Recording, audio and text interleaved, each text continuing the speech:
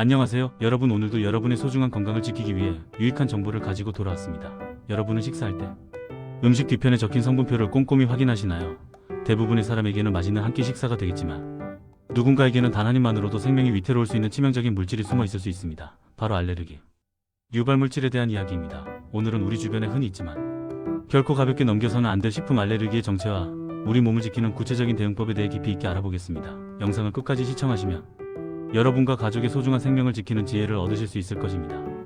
먼저 알레르기가 정확히 무엇인지부터 짚고 넘어가 볼까요? 알레르기는 한마디로 우리 몸의 면역 시스템이 특정한 외부 물질에 대해 비정상적으로 과민하게 반응하는 현상을 말합니다. 원래 면역은 세균이나 바이러스로부터 우리 몸을 보호해야 하는데 때로는 해롭지 않은 음식물이나 꽃가루 같은 물질을 적으로 오해해서 공격을 퍼붓는 것이죠.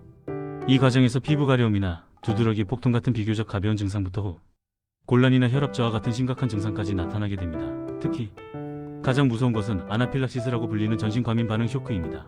제때 조치하지 않으면 순식간에 생명을 앗아갈 수 있을 정도로 무서운 반응이죠. 그렇다면 우리 정부 기관인 식약처에서는 어떤 물질들을 특별히 관리하고 있을까요?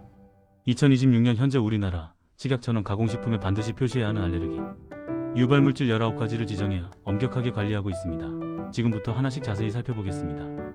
첫 번째는 알류입니다. 대표적으로 달걀이 해당하는데요. 빵이나 마요네즈, 과자류뿐만 아니라 소스나 드레싱에도 널리 쓰이기 때문에 계란 알레르기가 있다면 외식할 때 매우 주의해야 합니다. 두 번째는 우유입니다. 치즈나 아이스크림은 당연하고 최근에는 라떼나 크림이 들어간 다양한 디저트에서도 주의가 필요합니다. 세 번째는 메밀입니다. 냉면이나 메밀국수뿐만 아니라 메밀차가 들어간 음료도 확인이 필요하죠. 네 번째와 다섯 번째는 땅콩과 대두입니다.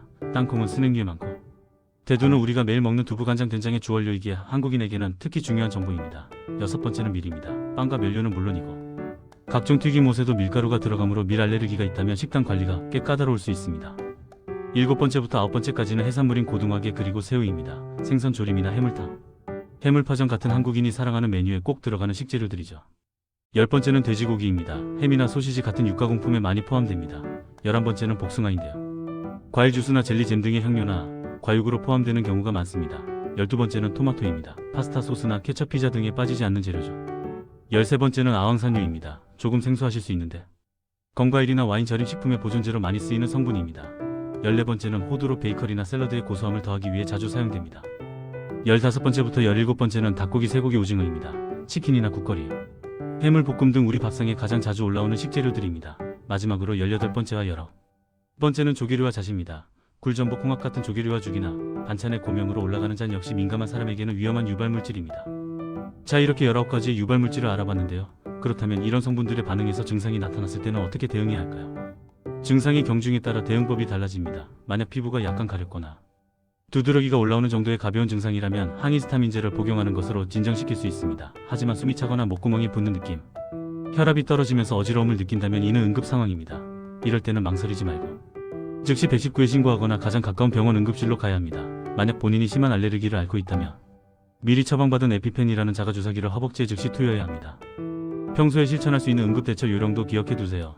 첫째, 증상이 나타나면 그 즉시 먹던 음식을 중단해야 합니다. 둘째, 주변 사람들에게 자신의 상태를 알리고 도움을 요청하세요. 셋째, 본인이 알레르기 병력이 있다면 평소에 응급카드나 팔찌를 착용하는 것이 좋습니다. 의식을 잃었을 때 의료진이 빠르게 원인을 파악할 수 있기 때문입니다. 예방보다 좋은 치료는 없다고 하죠. 일상생활 속 예방 수칙도 정리해드릴게요.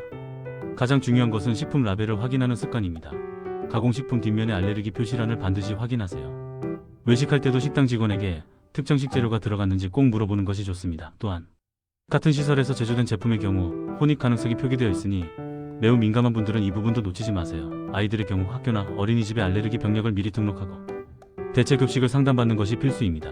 우유 대신 아몬드 밀크를 사용하거나 밀가루 대신 쌀가루를 사용하는 등 대체 식재료를 활용하는 방법도 삶의 질을 높이는 좋은 대안이 됩니다. 마지막으로 가족 모두가 환자의 알레르기 정보를 정확히 공유하고 있어요. 위급 상황에서 올바른 대처가 가능합니다. 알레르기는 단순히 편식을 하거나 예민해서 생기는 문제가 아닙니다. 우리 몸의 방어 체계가 조금 다르게 작동하는 것일 뿐입니다. 피할 수 없는 재앙이 아니라 정확한 정보와 올바른 습관으로 충분히 관리할 수 있는 질환입니다. 오늘 살펴본 19가지 유발물질과 대응법을 잘 기억하신다면 여러분의 일상은 훨씬 더 안전해질 것입니다. 특히 면역력이 약한 어린이나 고령자, 그리고 만성질환을 앓고 계신 분들은 더욱 각별한 주의를 부탁드립니다. 정확한 정보가 여러분의 건강한 삶을 지키는 가장 강력한 방패가 됩니다. 오늘 영상이 여러분의 건강한 생활에 조금이나마 도움이 되셨나요? 내용이 유익했다면 좋아요와 구독, 그리고 알림 설정까지 부탁드립니다. 주변에 식품 알레르기로 고민하는 지인분들이 있다면 이 영상을 꼭 공유해주세요. 여러분의 작은 관심이 누군가에게는 큰 힘이 될 수 있습니다. 다음 시간에도 더욱 알차고 건강한 정보로 찾아뵙겠습니다. 시청해주셔서 감사합니다. 건강하고 행복한 하루 보내세요.